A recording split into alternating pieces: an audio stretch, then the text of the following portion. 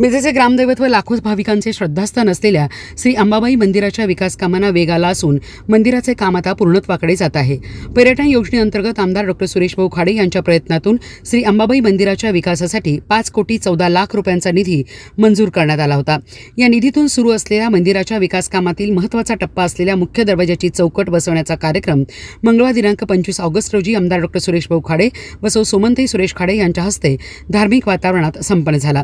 मिरज शहराचे ग्रामदैवत असलेल्या श्री अंबाबाई मंदिराला मिरजच्या धार्मिक आणि सांस्कृतिक परंपरेत विशेष महत्त्व आहे। मंदिराच्या विकासासाठी मंजूर झालेल्या 5,14,00,000 रुपयांच्या निधीतून विविध विकास कामे हाती घेण्यात आली असून मंदिर परिसराचा कायापालट होत आहे।